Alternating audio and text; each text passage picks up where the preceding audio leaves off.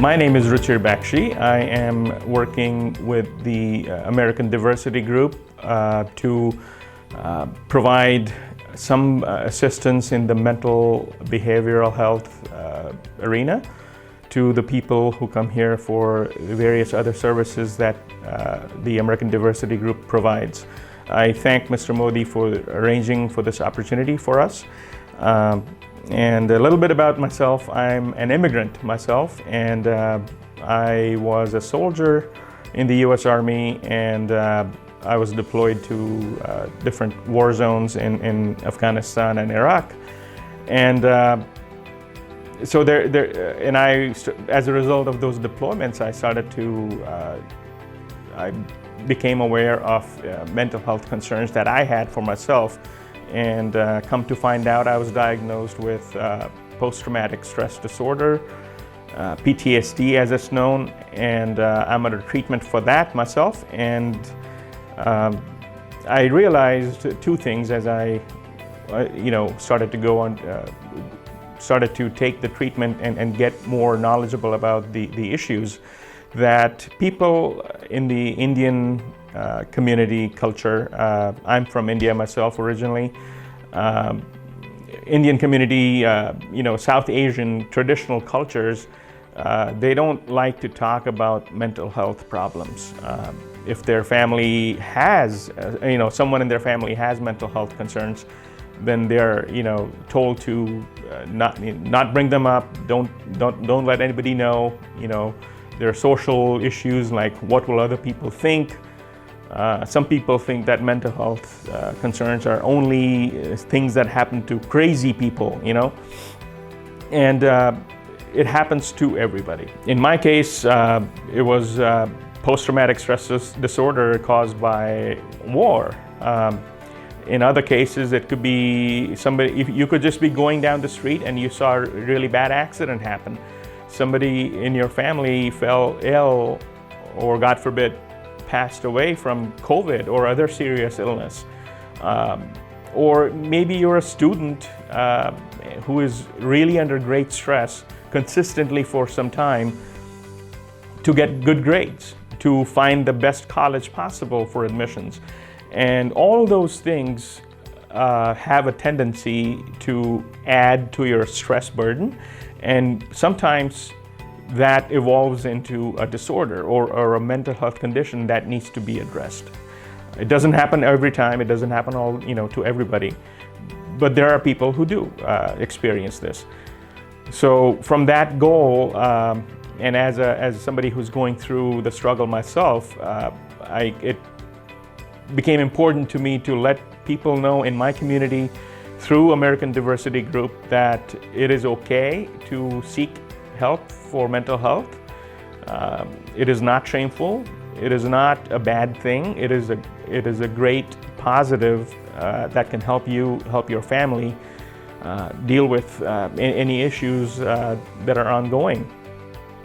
So I appreciate Mr. Modi's opportunity, like I said before, to provide that opening through American Diversity Group to spread the message, spread the awareness.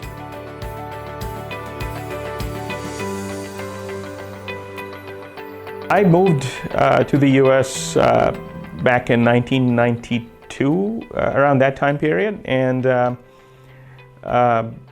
it just came about that I, figured out that the Army provides language training and all those things. And being from India, and I already spoke a few languages, and I like languages in general. I like studying them. I'm fluent in French as well. So it just happened that I talked to a recruiter, and they said we could use your languages and we could train you in more languages to support the Army. And I felt, hey, this is a good way to serve the country and also do something that is interesting to me. So that's how I joined as a linguist. And this was obviously in mid-90s, mid to late 90s that I joined. So that's how it came about it. And I joined the Army Reserves because I had to have a full-time job. as an immigrant to assist my own family and support my own family in the U.S. So I had to keep a full-time job as well. So I couldn't go active duty as a result. So that's how I joined the Army Reserves.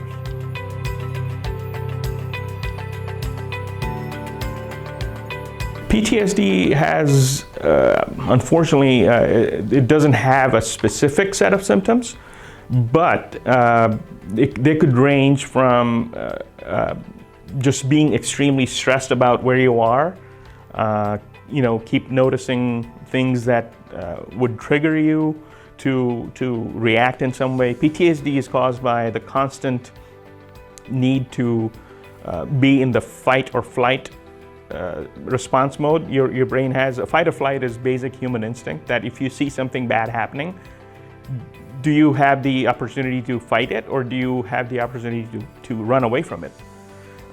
What can you do? And when you're in a war zone, you want to run away from things at times, but you can't because you have to fight. So that conflict continuously happening in the brain affects people in different ways. So in my case, loud noises would put me in that fight or flight response mode immediately. Extremely loud music would do the same thing. I couldn't be in crowds because I was afraid that who might attack me.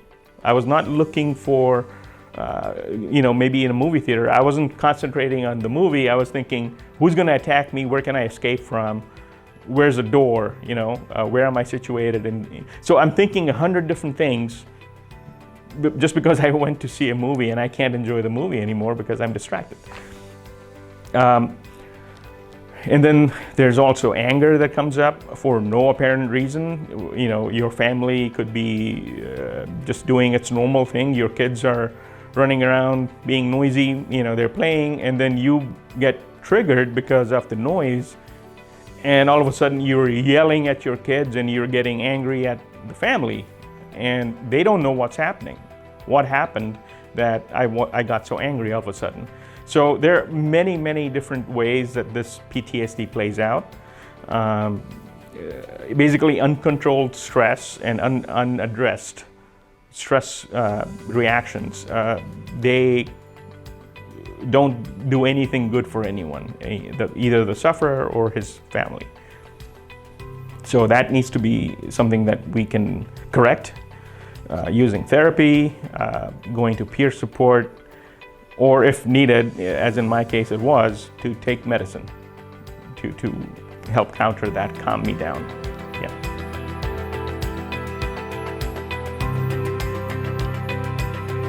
PTSD doesn't happen only to soldiers in combat. It happens to people in everyday life. People you see walking down the street, maybe they have PTSD because of, I mentioned an example like seeing a bad accident or having somebody close to you pass away.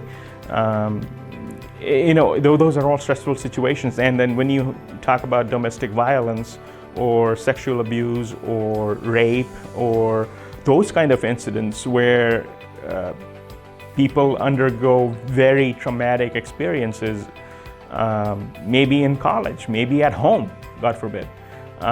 Those things are extremely difficult to deal with on your own. It's better that if you have those kind of issues, you seek professional help and get those issues resolved, not only from a legal perspective, but also from a mental well-being perspective, that you don't want to stay in that environment any longer than you have to.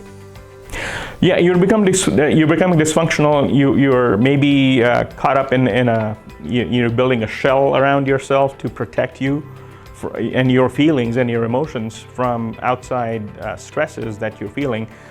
But more importantly, people, when they don't address these issues, they start to become violent either towards themselves, or they try to kill themselves to get an end, to escape from this reality that they have.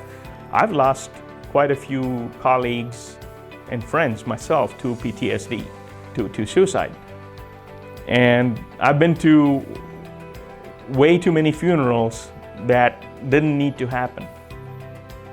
So that is a very sobering thought that I always have with me when I, for example, come to ADG, is that I don't want anyone else to go through what I have gone through or what my friends have gone through and kill themselves.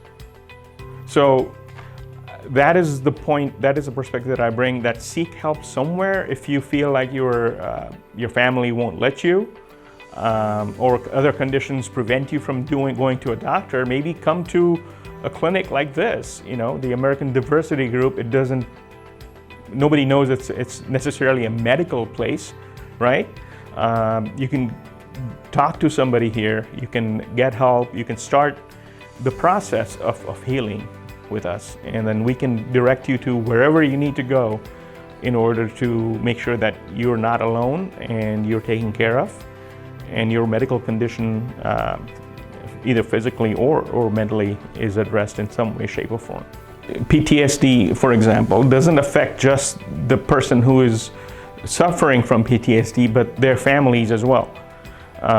If I have PTSD, and if I have uncontrolled PTSD, and I become violent towards my wife or my children for whatever reason,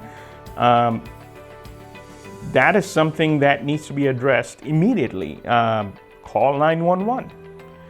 Nobody should wait and say, "Oh, but he's my husband," or "she's my wife, and it'll get better." You don't want to take that chance. Get an intervention going. Don't accept violence as okay. Never do that.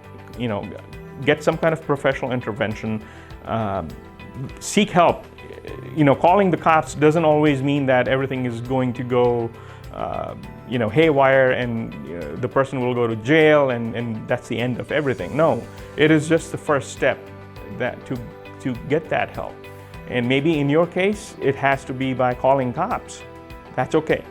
If you have the opportunity, if you know that your family or your loved one is suffering with these issues, before they hopefully get to the point where they become violent or they decide to hurt somebody else or themselves, maybe you can encourage them to seek help medically before any of this happens.